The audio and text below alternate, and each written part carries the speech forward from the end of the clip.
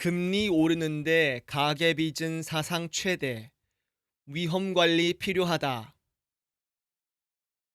중동 전쟁 장기화로 물가 불안이 커질 것이란 우려 속에 주요국 채권 금리가 급등했다.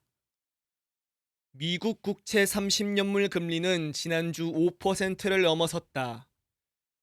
일본, 영국, 독일 등 선진국 채권 금리도 일제히 오르고 있다.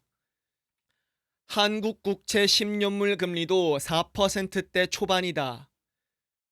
금리가 오르면 일반적으로 안전자산인 국채에 비해 위험자산인 주식의 투자 매력이 떨어진다. 지금 증시를 뜨겁게 달구는 인공지능 관련 투자에 대한 평가도 금리가 계속 오르면 상대적으로 박해질 수 있다. 현재 가치로 할인한 미래 수익이 줄어들기 때문이다. 최근 한국 증시가 흔들린 것도 글로벌 금리 상승과 관련이 깊다. 어제 코스피는 3% 넘게 하락했다. 금리는 오르는데 가계빚은 계속 늘고 있다.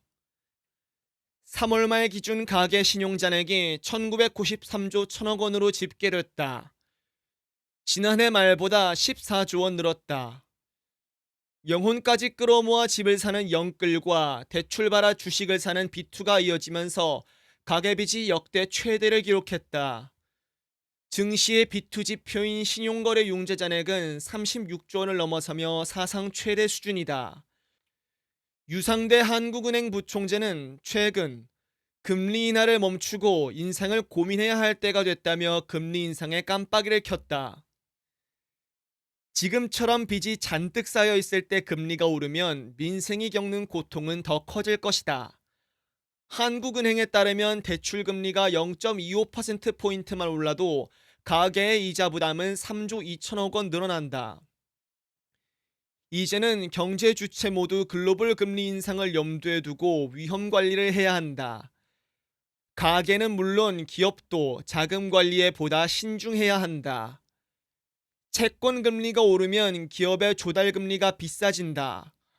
확장 재정에 대한 정부의 의지 표명도 시장 상황을 보면서 하는 게 맞다. 다른 선진국 국채보다 한국의 국채 금리가 더 빨리 오른 데엔 반도체 경기 호조와 함께 우리 정부의 확장 재정 공언도 영향을 미쳤다. 재정 지출로 민생을 돕겠다면서 시중금리를 올려놓으면 무슨 소용인가? 올해 예정된 적자국채 발행액만 110조 원이다. 초과 세수를 활용해 적자국채 발행이라도 줄이겠다는 메시지가 나오면 재정의 지속 가능성을 걱정하는 외부의 시각을 다독이는 데 도움이 될 것이다. 한일 셔틀 외교 안착, 미래지향적 동반자로 나아가길. 이재명 대통령이 19일 고향인 경북 안동에서 다카이치 사나이 일본 총리와 정상회담을 가졌다. 지난 1월 다카이치 총리 고향인 나라현에서 개최된 데 이은 4개월 만의 회담으로 한일 셔틀 외교가 급변하는 정세 변화 속에서도 정상궤도에 올랐음을 보여준다.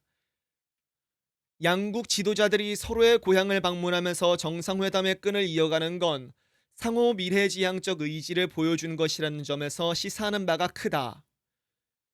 두 정상은 이번 회담에서 다양한 협력 방안을 모색하기로 했다. 무엇보다 에너지 안보 및 첨단 경제 분야 협력에 무게를 실었다.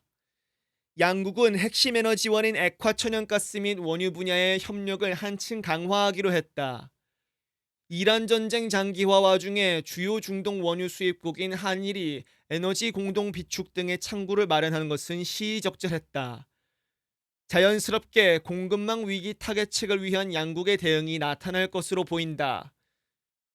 특히 다른 아시아 국가들과의 자원 공급망 협력도 심화하는 방안이 제기된 건 눈길을 끌만하다.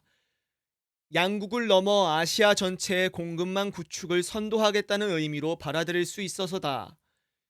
인공지능, 우주 탐사, 바이오 등의 시너지를 낼 수 있는 분야에 대한 논의도 이어졌다. 한반도 평화 진전, 동북아 정세 안정 등에 대해서도 활발한 의견을 나눴다. 이 대통령은 싸울 필요 없는 평화의 한반도 구축 방안을 다카이치 총리에게 설명하고 공감대를 형성했다.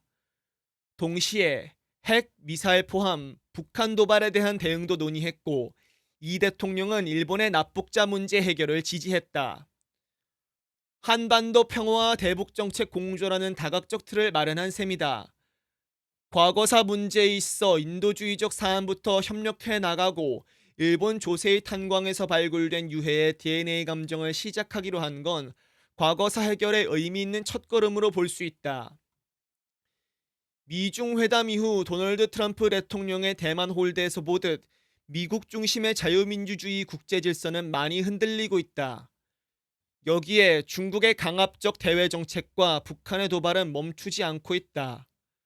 동북아 정세의 불확실성이 높아진 가운데 이웃 한일의 협력은 더 이상 선택이 아닌 필수다. 이 대통령도 국제 정세의 어려움을 함께 헤쳐나가는 모습을 통해 양국이 서로에게 얼마나 중요한 협력 파트너인지를 실감하고 있다고 말했다. 북핵 위협, 미중 전략 경쟁과 공급망 재편의 틈바구니 속에 한일은 서로의 취약점을 메우고 시너지를 키울 수 있는 최적의 파트너다. 셔틀 외교의 성공을 통해 상호 신뢰를 쌓아가고 경제안보 동맹의 기틀을 닦는 건 미래지향적 동반자 관계 구축 면에서도 긍정적이다. 모쪼록 두 나라가 윈윈할 수 있는 실리적, 실용적 관계 진전을 통해 지역 내 안정과 화합을 이끄는 리더십을 발휘하길 바란다.